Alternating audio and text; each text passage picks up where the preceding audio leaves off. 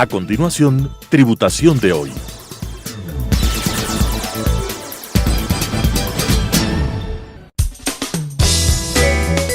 Clasificación A. Apto para todo público.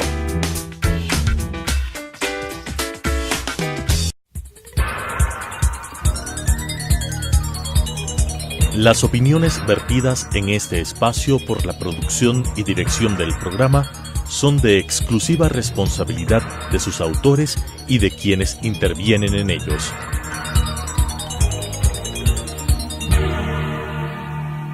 Telesucesos Canal 29 UHF presenta Tributación de hoy, un programa destinado para los ciudadanos en su entorno fiscal para el Ecuador, con la conducción de la doctora Cristina Trujillo. Tributación de hoy. Tributación de hoy, un programa diferente donde abordaremos temas relacionados con el ámbito financiero, contable, tributario y laboral.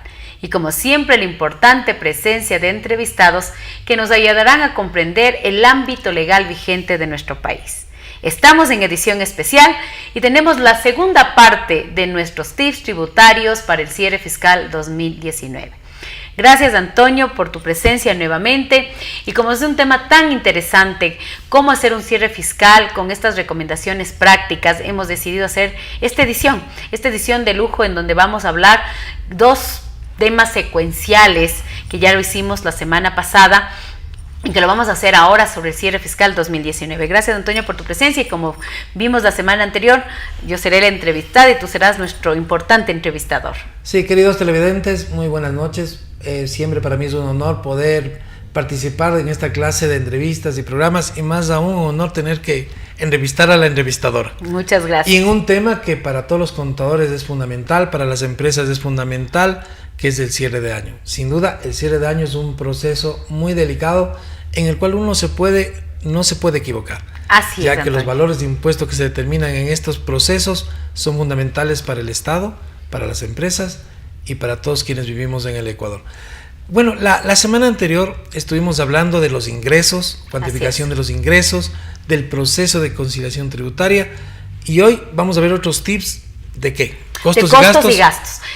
Quizás los costos y gastos es un tema que a mí me apasiona porque es una mezcla del tema tributario con el tema contable. Yo siempre me hago una sistematización de cómo tienen que ir mis costos y gastos, y de la misma manera yo como los dicto en clases, tengo la oportunidad de ser profesora del experto contable y tributario, una escuela de capacitación muy importante en el Colegio de Contadores Públicos de Pichinchi del Ecuador, y me he tratado de sistematizar cómo deben venir nuestros costos y gastos conforme a lo que te dice la ley tributaria, su reglamento y todo el marco jurídico que en cierta manera se enlaza, se relaciona para que estos costos y gastos sean deducibles. Voy a comenzar a hablar del gasto nómina. Bueno, el gasto nómina es un gasto importantísimo. Estamos hablando del recurso humano en relación de dependencia, ese recurso humano que está vinculado entre patrono, empleado y trabajador. Lógicamente, los patronos tienen la obligación de cancelar sus remuneraciones a los trabajadores, los beneficios de orden social, las remuneraciones adicionales, y eso es un gasto para el patrono, llámese persona natural o llámese sociedad. Nosotros como patrono queremos que estos gastos sean deducibles, y la pregunta es, ¿qué debo cumplir? Claramente en el artículo 10, numeral 9 de la ley y 28.1 del reglamento nos dice que las remuneraciones que se pagan a los trabajadores de manera normales y pecuniarias tienen que estar aportadas al IES 100% hasta la fecha de la declaración del patrono, llámese persona natural o persona jurídica, marzo o abril, para que sean deducibles. Aparte de que la obligatoriedad de que nuestros trabajadores estén aportando al IES de acuerdo al artículo 42 del Código del Trabajo es una obligación patronal, es innecesario esta aportación para que el gasto sea deducible. También es importante mencionar que estas remuneraciones normales y pecuniarias se entienden son las que se apegan a la norma, se apegan a la regla, susceptibles de cuantificación, como son los sueldos, las horas extras, las gratificaciones, las comisiones, los honorarios, cuando una persona está en relación de dependencia y que recibe honorarios, así como los famosos bonos, que cuando siempre me preguntan si se paga un bono al año se debe aportar al IES, y la respuesta es que sí. Si es que esto es parte de su política salarial y es un ingreso totalmente pecuniario del trabajador, se debe aportar al IES para que sea deducible. Sí, esa es una de las confusiones que existen, que si yo pago un bono una vez al año, entonces no es aportable, y Y ahí vienen los problemas. Por supuesto, cuando nosotros hablamos de que ya no se utiliza el concepto de permanente y recurrente, sino el concepto de normal y pecuniario, quiere decir si está acogido a la norma, si está acogido a las reglas, si es susceptible de cuantificación. Entonces yo le digo, ¿es la política en su empresa pagar bonificaciones? Y si la respuesta es sí, pues usted tiene que aportar al IES, porque además es un requisito indispensable en la base jurídica que te mencioné para que el costo y gasto sea deducible. Por ejemplo, en el caso, la nómina para mí está dividida en 3 partes claramente definidas. Las remuneraciones normales y pecuniarias que se deben aportar al IES para que sean deducibles, las remuneraciones adicionales, que tenemos la 13ª y 14ª remuneración, que la norma tributaria te dice que sean conforme al Código del Trabajo para que sean deducibles, y la tercera parte de la nómina, que son los beneficios de orden social, las exenciones al IES y las prestaciones sociales, que son derechos que tenemos los trabajadores, pero no dejan de ser costo y gasto para el patrono, y la norma te dice que para que sean deducibles tienen que ser conforme al Código del Trabajo y las demás leyes sociales. Hay un criterio que dicen sobre todo sobre el representante legal que está en nómina. ¿Qué pasa con el representante legal? Hay criterios que dicen que como es representante legal no debería estar en nómina, y si está en nómina se lo podría considerar como un gasto no deducible. No, a ver, vamos, ahí es un tema bastante interesante que sí me gustaría para eso tener otro programa en que me puedas entrevistar, porque es un tema bastante profundo, pero claro, el representante legal es la persona que le representa a la empresa en el ámbito civil, en el ámbito penal, tiene un contrato de mandato, es un mandatario externo, de acuerdo al Código Civil, el artículo 20 y 20, en el artículo 308 del Código del Trabajo te hace una clara definición en la que te dice mandatario o empleado, y te aclara que es mandatario externo quien tiene un poder general para representar a la empresa y sus relaciones con el mandante es a través del derecho civil. Entonces, estamos hablando que en sí el representante legal no es un empleado, porque no puede ser un empleado de sí mismo. Evidentemente esta persona debe tener un honorario, debe tener un pago económico, una retribución económica por los servicios que presta a la compañía como tal. Definitivamente hay muchos criterios sobre este manejo del mandatario externo. Siempre, ahora incluso tenemos la afiliación que sacó su propio código, el IES, sobre el tema del mandatario externo, pero la respuesta jurídica es que el mandatario externo es quien representa a la empresa, y hay una definición muy interesante que yo siempre digo: lea el artículo 308 del Código del Trabajo, que ellos están clarísimos, no hay confusión. Eso es uno de los gastos importantes. Luego del gasto nómina, me gustaría que en otra ocasión hablemos más a profundidad, porque a mí me apasiona hablar sobre el mandatario externo y qué mismo es y mandatario empleado. Tenemos el resto de gastos, por ejemplo, el gasto de depreciación. Nosotros sabemos que la parte de la propiedad, planta y equipo es vital para generar ingresos dentro de la compañía.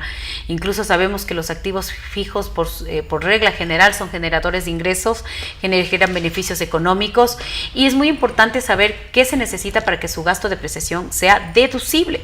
Lógicamente, las empresas que estamos bajo norma contable sabemos que tenemos que depreciar considerando lo que dicen las NIFs, que son las normas internacionales de información financiera, vida útil, técnica contable y naturaleza del bien, pero todavía existe confusión en nuestro país de cuál es la forma tributaria para que sea deducible.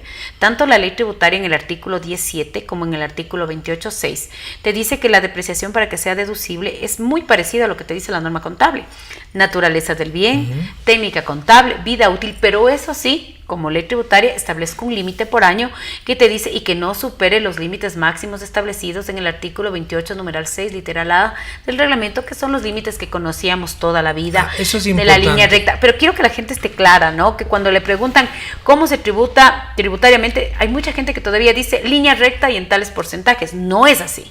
No es así. Esto tuvo una reforma muy importante en mayo del 2008, cuando se reformó la ley de equidad tributaria y se reformó su reglamento fiscal. El reglamento fiscal se reformó. No, tributariamente se deprecia, como dice la ley, como dice el reglamento, técnica contable, naturaleza del bien y vida útil, sin superar los límites establecidos, y obviamente aparecen los límites de toda la vida, pero es muy diferente a lo que se hacía antes.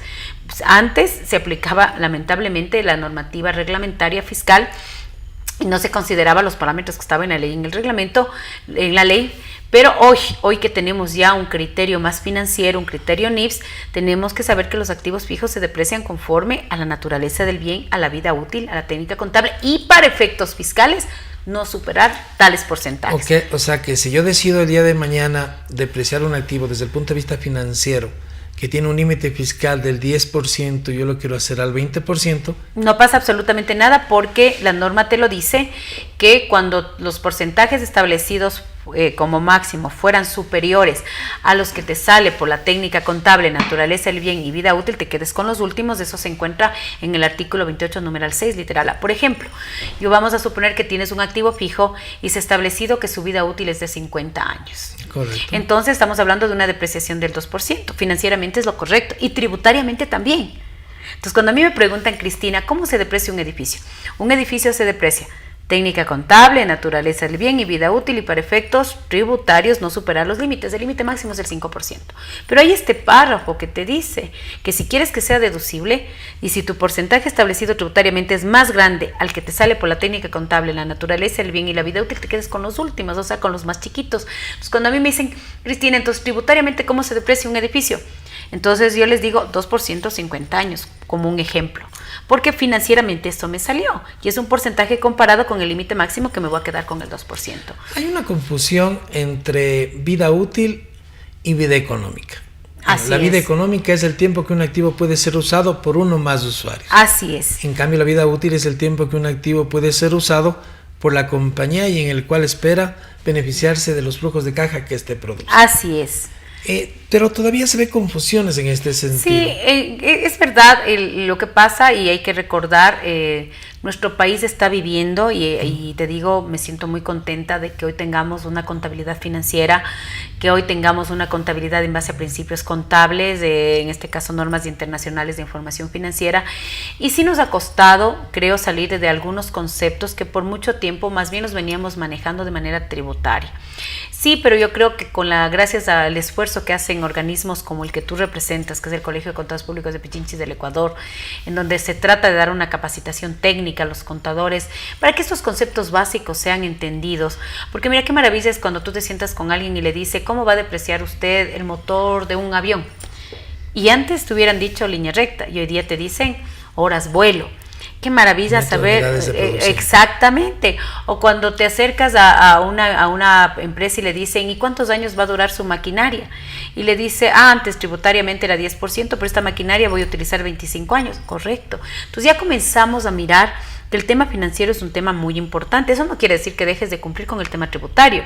Por eso existe la conciliación tributaria, este enlace entre lo tributario y lo contable.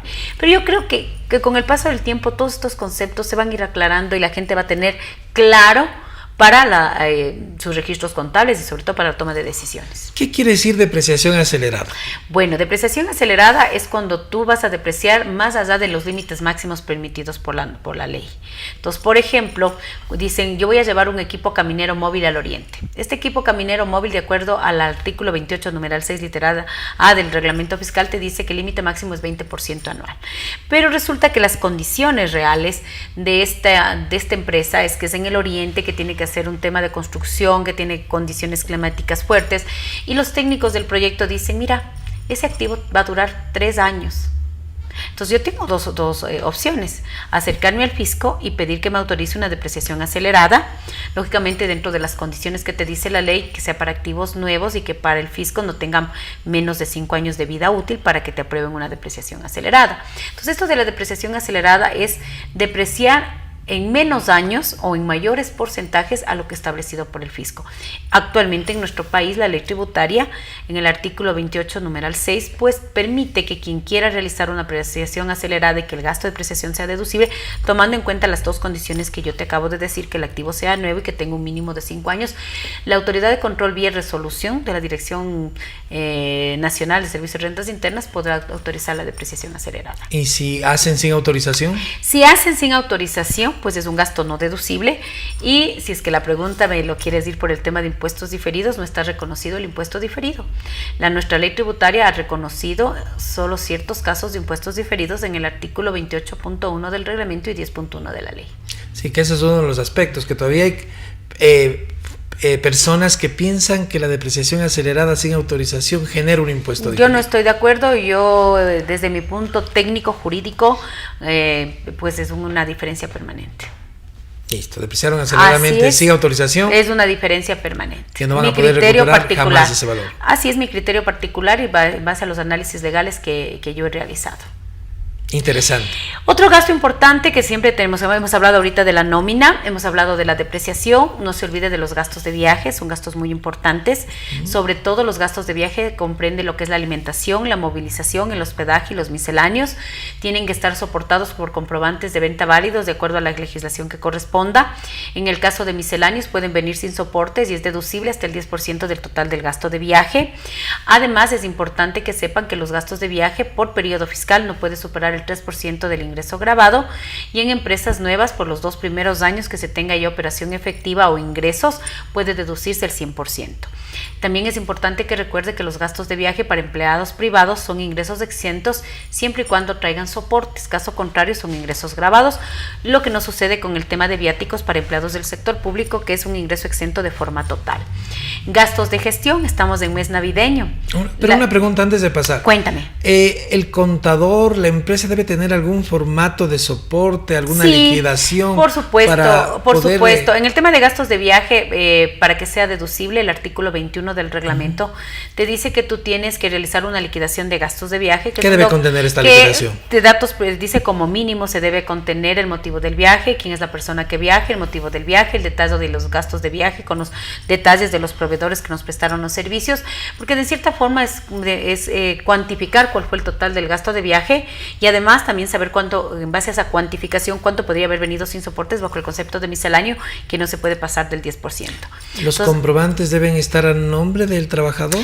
Pueden estar a nombre del trabajador, a nombre de la empresa. Lo importante es tener mucho cuidado con el tema de retenciones en la fuente. Por lo general, en los pagos al exterior no te venden a nombre de la empresa, sino a nombre de la persona que tiene el pasaporte. Lo que siempre recomiendo es que no venga a nombre de donde dice consumidor final. Y lo que siempre recomiendo, es muy importante que se lean el artículo 21 porque ahí está todo el procedimiento del gasto de viaje en fondo y forma. Cómo tiene que venir esa liquidación de gastos de viaje, cómo tienen que venir los comprobantes soportados, es decir, es un artículo muy, pero muy, muy interesante. Gastos de gestión. Estamos en Navidad. Todo el mundo quiere tener una gestión lícita y correcta con tus clientes, con tus trabajadores. Entonces, siempre me preguntan qué es la gestión. Yo digo, es ese gasto importante que nos ayuda a tener una gestión, siempre en el parámetro de la legalidad.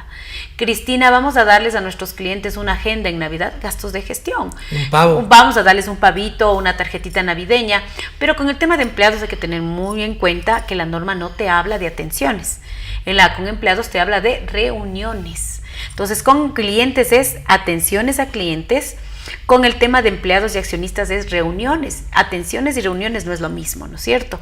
Entonces entiende que las reuniones es donde tú no puedes identificar un ingreso personal del trabajador, porque si lo hay, debería ser parte de la cena navideña, la fiesta, el almuercito navideño. Eso es un gasto de gestión. Pero si dicen, yo le voy a dar un bono de $200, pues tenemos un artículo específico que es el artículo 106 del reglamento fiscal, en donde dice agasajos, bonificaciones y subsidios voluntarios a título individual dados a los trabajadores constituye parte de su ingreso grabado.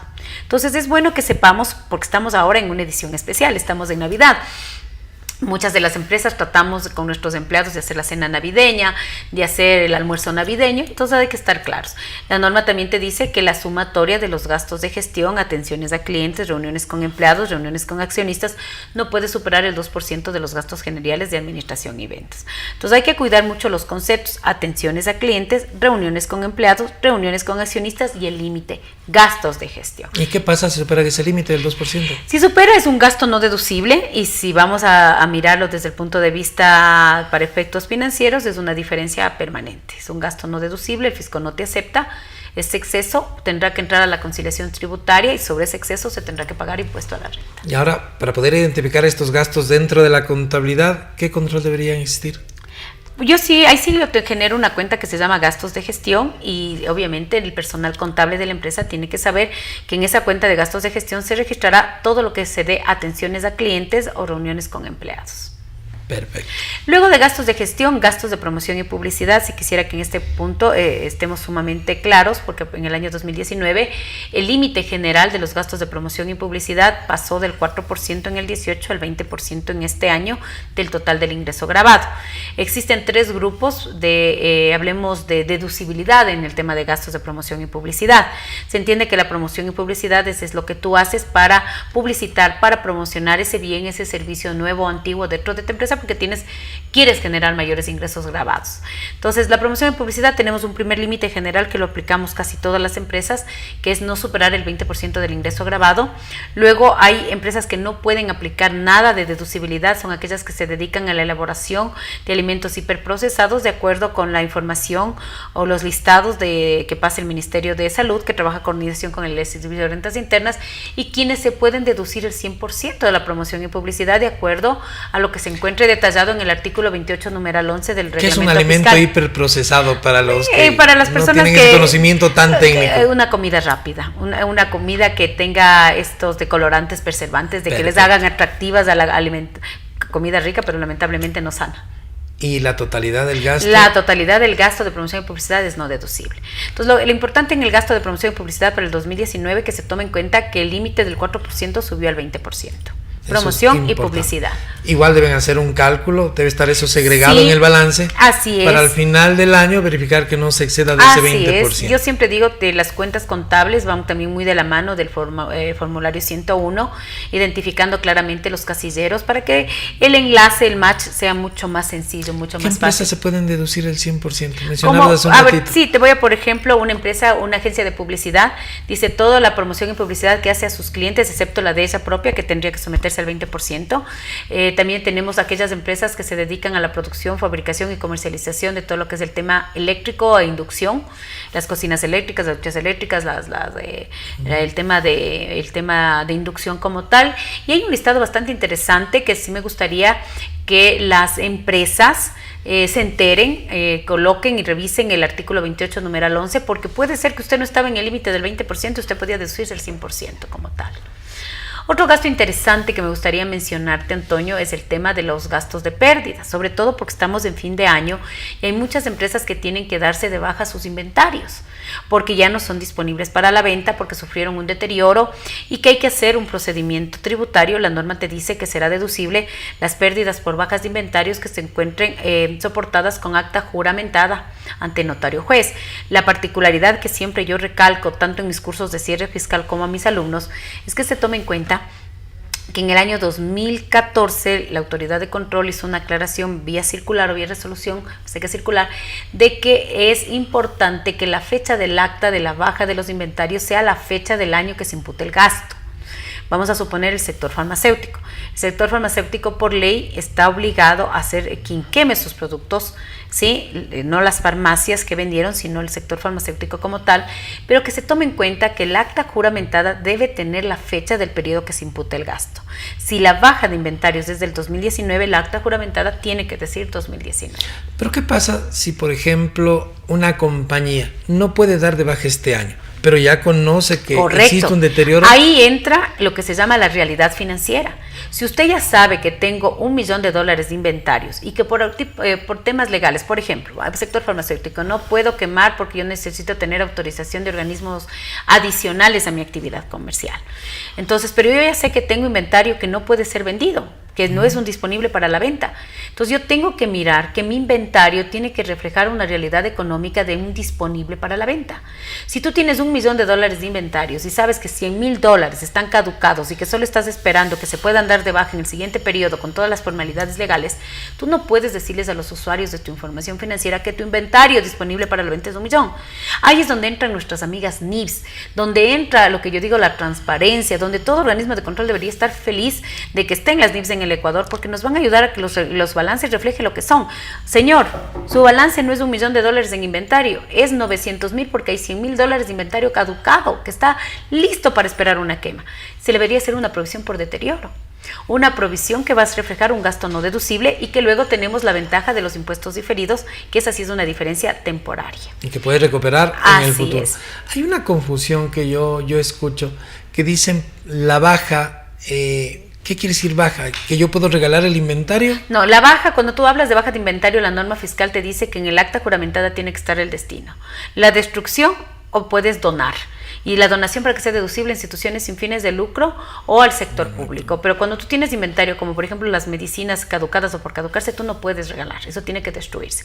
Mira, Antonio, se nos fue el tiempo volando. Hay que hacer parte 3. Hay que hacer parte 3, pero yo quiero agradecerte porque me has ayudado en esta edición especial, que le hemos hecho con mucho cariño, tanto la edición navideña como esta de fin de año, con los tips principales del cierre fiscal y comprometernos mutuamente, porque realmente creo que hemos hecho un dúo perfecto con tu conocimiento financiero y conocimiento tributario en estas pequeñas ayudas para las personas que nos están mirando. Gracias, Antonio, y pues quisiera que les mandes un mensaje a los televidentes y pues luego yo cerraré el programa como tal. Sí, bueno, que en estas fiestas navideñas y este año se llenen de dicha en los hogares de todos los ecuatorianos, sigan adelante, que todas sus metas se cumplan y no deje de capacitarse y de mirar este programa que es muy interesante. Para mí, como siempre, es un orgullo y un privilegio el día de hoy tener entrevistados de la talla de Antonio, desearles que todo lo que ustedes se hayan propuesto en el 2019 se haya cumplido, pero que sobre todo sus metas y objetivos del 2020 sean las mejores, se dupliquen, se tripliquen de felicidad y de dicha. Para las personas que hacemos tributación de hoy, les mandamos un cordial saludo y felicitaciones y éxitos en este nuevo 2020. Se parará con nosotros en una edición más de Tributación de hoy.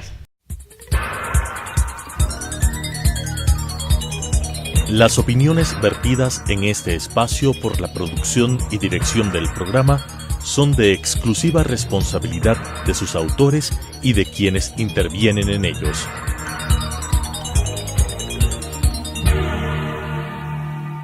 Telesucesos Canal 29 UHF presentó Tributación de hoy, un programa destinado para los ciudadanos en su entorno fiscal para el Ecuador, con la conducción de la doctora Cristina Trujillo. Tributación de hoy.